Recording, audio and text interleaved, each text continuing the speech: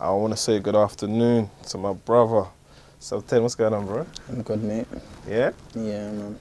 I need that jacket, bro.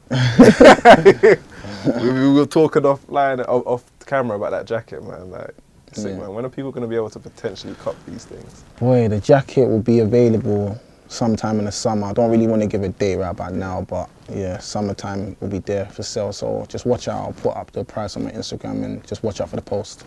Yeah, man. Let's talk a little bit about your movement. Obviously, I've come to know you through Double. Yeah.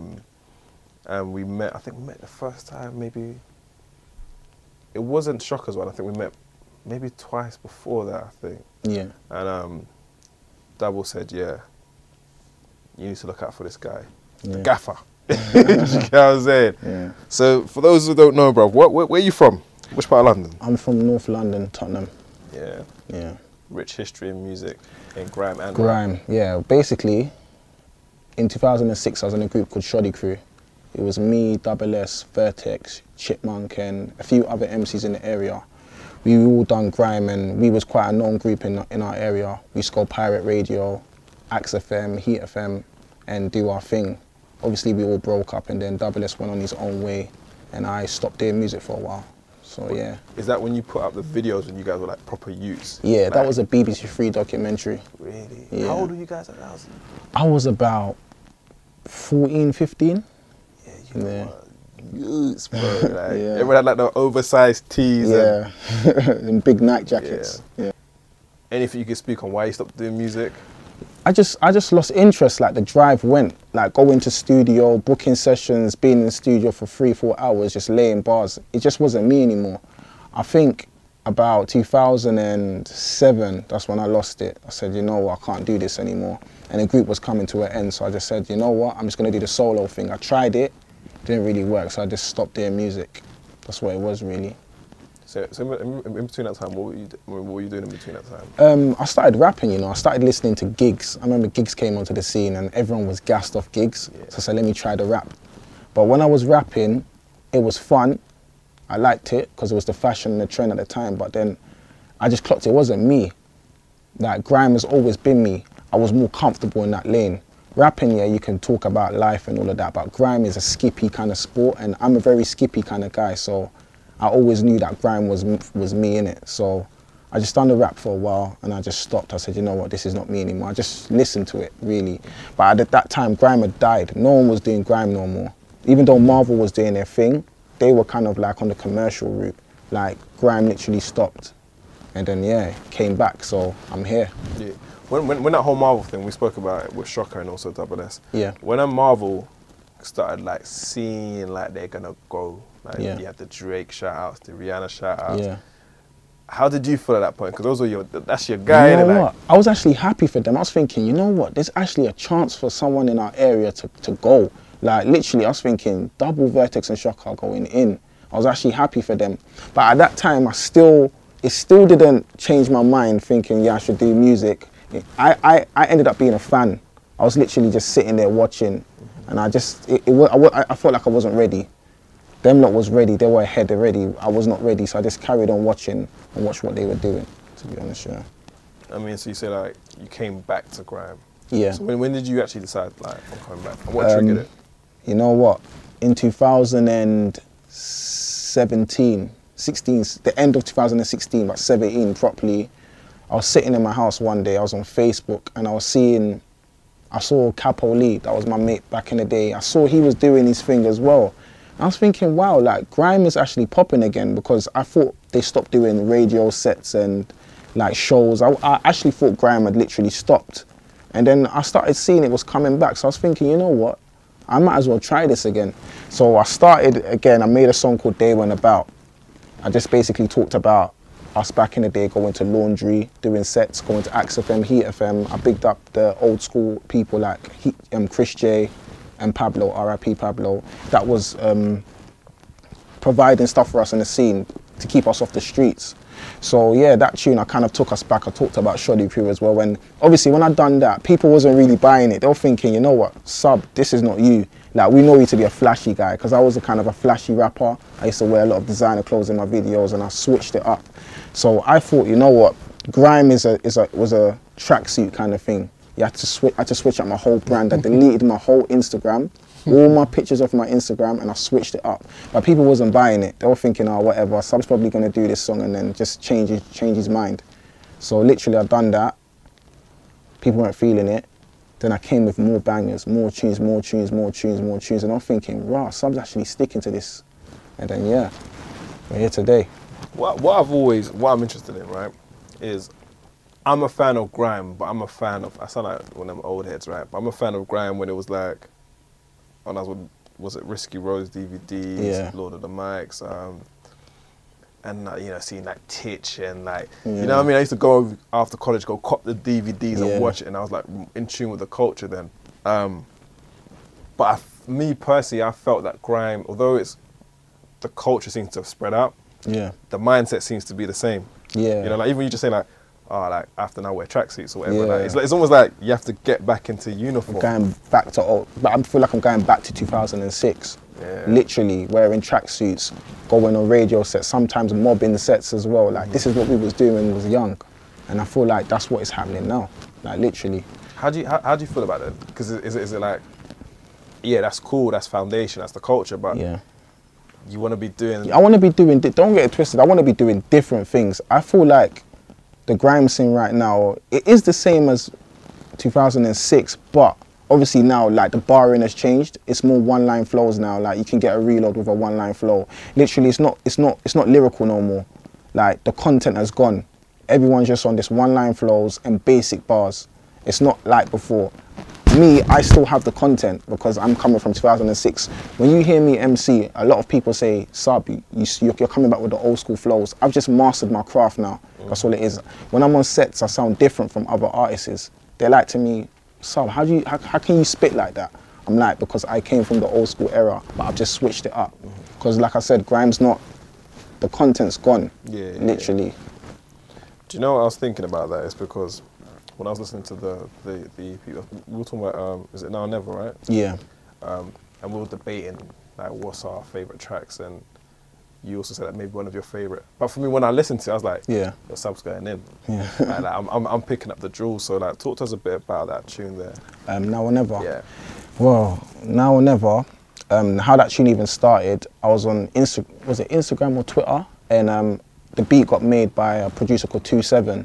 Big up 27. And he sent it to me, and he was like, what artist can you hear on this? I said I could hear Maxter and Manga on the tune. And he was like, okay, reach out to them. Me, I'm not really a person that reaches out to people. I kind of just keep to my own, but I said, you know what, let me just do that. So I tweeted Manga and Maxter, and I put the instrumental on Twitter. Sham's Face for Music, she retweeted it and said, Sub, make this tune happen, it's cold, do it, like you lot should do it. So they were both on it.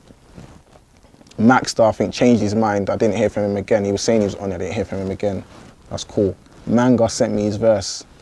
I listened to Manga's verse, I said, you know what, I know what angle to come on this tune, because I listened to a tune from Manga on SBTV. I think he done a tune with Easy Gibbs, Snowy Danger, and Maxter. And I listened to kind of vibe he came on. So I said, you know what, I need to do that. So my first lyric, the first 16, I said, I'm gonna come hard. My second lyric, I'm gonna come on a pain lyric, and that's how it worked. And I knew to put Manga in the middle, and I knew to come with a second verse, because at first I was just going to do a first 116, Manga a 16, a little 8-bar bridge, and then end the tune. But I thought, nah, I need to come with a pain bar, so Manga feels it as well, and he did. So that's why the tune happened, and yeah, it was a banger. Yeah, break us down the as you call it, the pain lyrics, man. Break it down to us, man. I'm more talking about snakes sliding in my DMs. They want to get onto my baby mother, and they want to get onto my baby mother, and then voice note me saying, Sub, you're a great MC, you're going hard, you're doing your thing, keep going. I'm thinking, you guys are the same people that are trying to get onto my baby mother, and she's coming to me telling me these things, and I'm so it's real. This is real stuff. Do you know what? When I heard that, I kid, yeah, I get it. Yeah. But is he just trying to be lyrical? Nah, it's me. One thing about me, I don't lie in my lyrics. Everything I say in my lyrics is real. That's why I find it easy in grime to write bars, because I'm literally telling you the truth. I've got so much to say. I could basically talk about, say I woke up today at 9 o'clock in the morning, this interview we're doing right now, I could make a whole song about what we've done. That's how it is, like, it's that real. You know what I mean? But please do, man. I need some publishing. We need some publishing. Yeah. But yeah, so you said the bar about, you know, people trying to like get onto your baby mother. Yeah. And what else were you saying? And I said things trying to my DMs. Yeah, I also said, yeah, basically I'm back from the dead. Basically what it's saying is I'm not the, it's the old sub coming back. Literally the old sub, the shelling sub is coming back from the dead, and he's here. The gaffer is here. And obviously I talk about M Global, the movement. I'm here. And what else did I say in the bar? Yeah, and I basically tell you what's going on about DJs phoning me for jingles. A lot of DJs ask me for jingles all the time. And jingles is basically remixes for tunes to play at raves and radio stations. They ask me for that a lot. And yeah, basically that whole bar is basically telling you what I'm going through, and that a lot of people are rating my music right now, but they're still doing little snaky things. And don't think because I'm grafting, I don't see what's going on. I know what's going on. And if you continue to do that, you're not going to get a response that you think you're going to get. I could come to you on a hype and say, well, you're getting on my baby, I'm going to start war. But I ain't in all of that. That's why I say I don't want to get even, that's all odd. I don't want to do that. I just want to focus on me and do my thing. Your karma will come. That's how it goes. Alright, bro. I ain't got a baby mama. I ain't got a child. But that's crossing the line, bro. For a certain, like, how do you like, what's the first thing you feel like? What, like, yeah. Don't get it twisted. It's painful. It is painful because you're thinking most of the people that are doing it, I know them. You know what I mean? And it's like, raw, okay. That's what you're about. Maybe I'll just be buffed then, bro. she's all right. She's cool. Yeah, but it's like, I think, raw, is that what you're on? Is that what you're really on? And just because you've seen I'm on the music thing, you're probably thinking, ah, Sub's not about that life like that. He's not on the roads anymore. He's just focusing on the music. You're probably thinking, yeah, let me just slide in there. But little do you know, she tells me everything, and I know, but it's cool. You can do, because you can do what you want to do. She's not going to entertain you like that, so I'm not bothered, but I know. So don't bother voice noting me, telling me, yeah, Sub, what are you saying? Like, you're the guy. Nah, I don't play that. That's all air to me. So I just thought I might as well put it on a tune. And I know people heard the tune, and they know what I'm saying, because that's why I blatantly shot a video for it as well, so you know what I'm saying. Yeah. You know what I mean? So. Do you feel that's because people have had like some, I'll say, deep jealousy or resentment towards you? Yeah, oh yeah, 100%. I've been through it all. Like, I've been through the jealousy stage. A lot of people have been jealous of me. Like, I feel like, how can I put it? Some people want good for me in the music scene. Some people don't. People have seen I've changed my route. I'm doing the grime thing. I'm getting places now. My face is everywhere. Some people support me. Some people don't. Some people act like they support me, but they really don't. It don't really bother me because I've got a tight circle around me, and my circle's great. I'm global, you know what I mean? So I'm good, you know what I mean? Let me talk to you about like, just like, I hate using the word the streets, but music usually is a hobby till it pays. Yeah. So it's almost that thing of it underpays and then it overpays. Yeah. But as you're kind of like almost building your name back up, what do you see for yourself within the music business? Like, what is it that you're looking to get out of the industry? Well, I just want to be great, man. Really and truly, I want my music to sell. I want people to believe in my music, and I'm not saying I'm going to be doing grime forever. Obviously, grime is grime, and it's UK music. I can rap, I can do a lot of things. I'm doing grime right now because that's what is doing well for me, and I'm good at it. Eventually, when you get to a certain stage, you're going to cross over, and I want to show my versatility. But right now, I'm enjoying the grime genre right now, and I'm just sticking with it right now. I'm going to bring as much music as I can, and I want people to take in my music. I want you to listen to my story, because every song I say, every tune I make is a story. I'm not just spitting lyrics for the sake of it. Like, it's literally a story. And like, I think Double S has a bar one time. He says, on Are You Sure, on my EP, says, my bars go over your head. That is the realness, because that is true. I could do a tune right now, you will say it's hard, but you're not really listening to the lyrics. You probably like my flow and the sound and the beat. When you actually sit down and put the headphones in your ear one day, you're not doing nothing, listen to my lyrics, my content, you'll be like, nah, this guy is him. It happens all the time. I've got messages from people that have liked my song, told me it's sick, and about 3 months later, they'll come and tell me what I said on the tune. They'll be like, nah, Sub, you're actually cold. I didn't know you said that. I'll be like, you need to listen. It's not all about the beat and the flow. Listen to what I'm saying to you. They will understand. And this is not to say this is against the grime audience, but do you think that's a they're not really checking the genre for that? It's like you go out, it's like they're not. It's just you shell. Yeah, that's reload. It. Right now it's just reload bars like, yeah, I'm the guy, and you get a wheel up. They're shouting. Most of these MCs are shouting, and they're getting wheel up, some publicity and all of that, but they're not actually making music.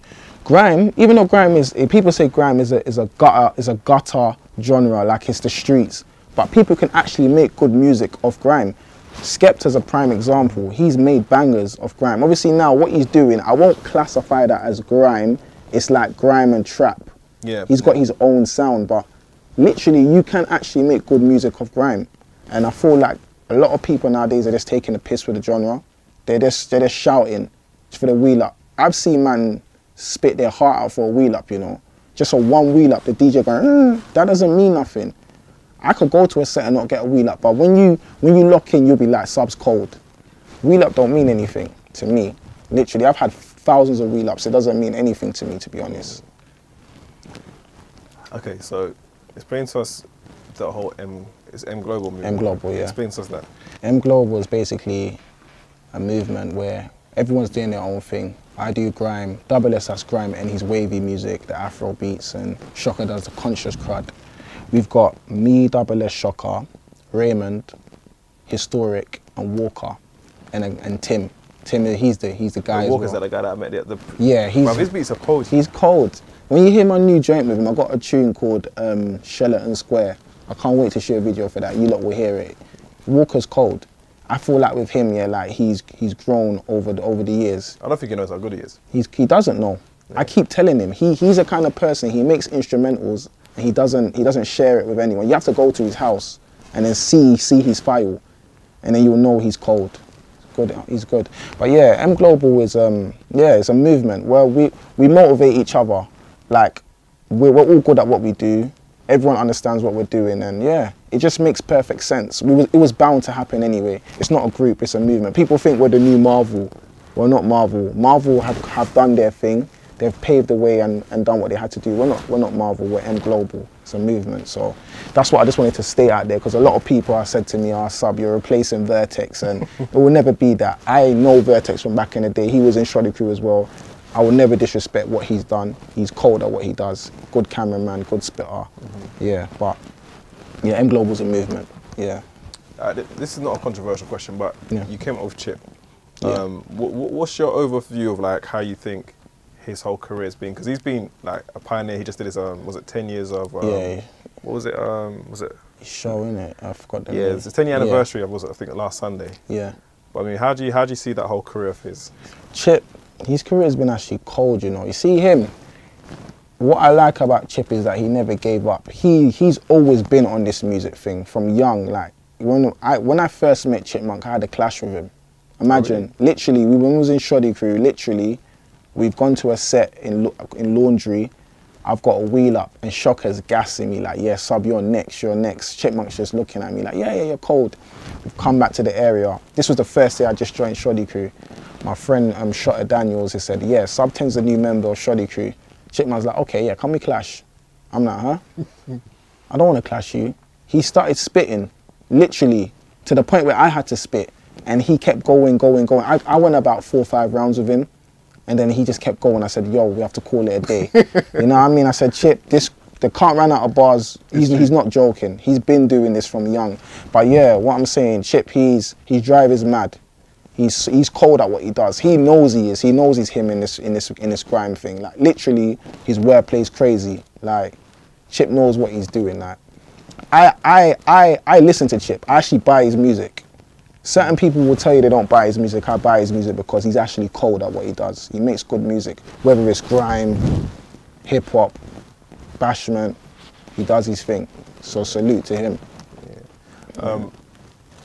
In terms of like culturally, you're Ghanaian, isn't it? Yeah. I'm Nigerian. You're Ghanaian as well, isn't it? Okay. You're Nigerian, right? This music thing don't make sense to our parents half the time. Yeah, it don't. Yeah. Is it still not making sense to them? Listen, my mum keeps saying to me, when I send her broadcasts on my music, she's like, why are you always spitting fast for? Why? I can never understand you. My dad's in Ghana. I literally broadcast my songs to him. He said, can't you slow down? I'm telling them, listen, grime is UK music, like that's our thing. They don't understand. But then I remember like I made an Afrobeats tune with an artist called Clays. I sent it to my mum and my dad. They said the song was amazing. So I understand what they like to hear, the melodic stuff and the nice beats. Grime is gritty. They don't really buy it. They'll say it's cold, but they don't understand what you're saying. They'll probably just bop their head, but they don't know what you're saying. You know what I mean? Yeah. Yeah, I mean, I guess like just that it's gonna go over their head. Yeah, they think it's noise. That's what they think it is. Yeah. That's like Skepta said to me, is like when he was making all the beats in his room. Yeah. My mum was saying, "You're just making noise," until he starts to go on planes, and then he can start. Yeah, then it's making sense. Yeah. Yeah. So I guess moving now, like you got a headline show coming up soon. Yeah. Tell us a bit about that. Yeah, well, it's going to be in Relentless on May 10th. Hopefully it'll be a good night. I've got a few artists performing. I've got Reese West, C. Kane, Ikeno, Richie, and Double S and Shocker, of course. And I've got, obviously, the people that are on the EP, Manga, Yeezy, and Double S, yeah. So it will be a good night. Hopefully a special guest as well. I'm not going to say much, but yeah. Special guests will be coming as well, so I'll try to get off the look camera. out for that as well. Yeah. And do you think that, like, as you said, like, you're not going to do grime forever, potentially, right? So what do you kind of like see for yourself? What other things do you have a passion about trying to get into? Boy, you know the funniest thing, if I tell you this, you know I don't listen to grime music. I don't listen to grime music. That is a funny thing about me. I do grime, but I listen to wavy stuff. I listen to Kojo Funds, Notes, J Hus, Dundee. I listen to them type of music. I can't actually listen to grime. Like I've tried listening to sets of grime like Rinse FM and that. I just lock off. Like I'll be watching a set with my girl. My girl will be like, turn it off. Like I literally don't listen to grime. But it's just because I'm good at it. You know what I mean? I just do it. But I like to make wavy music. Like my new song that's called Sheleton Square, made by Walker. It's a wavy kind of tune. It's like trap, but it's wavy. I'm trying to kind of move from the grime a bit to the wavy side. Like literally make my choruses more simple and wavy music that you can move and dance to, not just jump like a madman. No, I'm trying to make wavy music, you know what I mean? So yeah, about summertime you'll start hearing more of that music. Right now I'm just letting the Subway EP flow more so you lot can hear my song and my message, but summertime you will hear the wavy stuff. I've got a lot of wavy stuff coming. Do you know what's interesting you saying that is that I do feel that grime in a way, and it almost puts a box and it's encompassed. It's like your grime artist, even like GRM. They had to change it from Grime Daily to GRM because they just didn't want to be put it in one bracket. Yeah, and I feel like with what you're saying is that there's music that you like to listen to and you want to create it, but you have to almost kind of get your name and your way up back into the grime scene. Yeah, yeah, man. So when you go over to the other side, are you kind of like worried about what your grime fans are going to be thinking, or is that you know what? Like a little bit, but I think they will understand because I'm still going to come with that flow, but it's just more wavier. I think they will understand. Like when I put out a clip of the new song that Sheleton Square song made by Walker, people liked it. I thought they were going to say, oh, that's not full-blown grime. I even done another tune made by a guy called J Crack. Like it's not even 140 BPM, it's 135. It's slower. I sent it to a couple of DJs, so like, Sub, this is different from you, but it's actually wavy. Like I like to try new things, because like the grime flow, I don't feel like it always has to be on 140. It can be slower. It just matters how you execute the beat. You can make it sound wavy. You're all meant to control the beat. Don't let the beat control you. You know what I mean? That's how I see it. So, yeah. To me, it's easy. It's fun. I like to try new things anyway. It's a challenge, innit? So, yeah. So I said like my favourite track on the Subway EP was Now or Never. What was the second track that you said that you... I liked Kick Down Doors. Kick Down Doors is a proper grime tune. Like, the reason I like that tune is because literally I'm telling you, like, I'm kicking down the doors. Like, literally, you lot have been trying to stop me from coming into this grime scene. I've been hearing the R's, if, buts and no's. I'm not hearing it no more. I'm kicking down the door. Like, I'm coming in now. What? You know what I mean? Gaffer's coming. And like, a lot of people like that song because it's like, it's that real. Because we're tired of hearing no. We're tired of hearing that. We know we're good, so why are we hearing no for? Forget the egos and the whole name brand thing. We're cold as well. We're just as good as you, maybe even better. So we don't want to hear that noise. So we're kicking down the doors. We're coming to these sets. We're coming to where it's popping. Our face is going to be everywhere. You're going to stop us. You're going to call security for us. No, it's not that. You're going to see us. We're going to be everywhere. Then that's when our phones start ringing. That's how it goes. Do you feel that's more of a from artists being insecure? Do you think it's more of the industry saying, "Ah, like, you know what it is? You're not these guys here." I feel like the industry doesn't want to. I think they're scared. I think they're scared to take on new people. I feel like right now they're comfortable with what they have, but it's like I feel like there's a lot of people that are actually better than people that are in the industry, and I feel like these people that are higher than us, they know this and they're cop blocking us. They can block you. They can actually block you if they really wanted to. Like, that's what I feel and I feel that's not right. You're meant to give people a chance. If you know that this person is talented, why are you blocking? Why are you blocking his blessings for? Let him go. That's what I say in my bar. Let him go. It's done. It's written that we're great, so let him go. Like, stop blocking our blessings. That's how I see it. Like, there's a lot of talented artists in this game. Like, Double S is a prime example here. He's cold. They're not letting him go. He should have gone time ago. Double should have sold off time ago. Something's blocking him. Why are they trying to block him for? He's cold. Like, everyone knows he's the flow father. He's the guy. What's stopping people from taking him in? I don't know. You understand? Like, there's something going on. There's something behind the scene that we don't know. Because everyone watches Instagram, social media, everyone knows what's going on. Like, everyone watches. I get funny people that don't even follow me watching my stuff, and I'm thinking, you know what's going on, but you don't want to give me that chance because you're scared. You're scared to take me on. You're scared that you think I might be better than you. I don't know. Double doesn't understand he's him. He doesn't get it. He knows, but he knows he's him, but he doesn't know how high he is. Like, when he comes on a tune with someone, he rallies them. He rallies them all the time. Double's cold. Like, that's why I do tunes with Double, because I can relate to Double, because we come from that era where it's rally or nothing. That's why we call ourselves 140 Sheleton Square, because me and him shell. You know what I mean? Double's cold. Like, he knows he's dope anyway. He knows. But on a positive, man, I want to commend you on your EP, bro. Like, Thanks, I bought it, had to cop it. Respect, you man. know what I mean, man? And I'm expecting a lot from you, bro. Yeah, man. This year I'm active, man. You're gonna hear a lot from me. I'm trying to go this year, man. I've been in the scene for a while. It's that time now. 2018. I'm going in, man.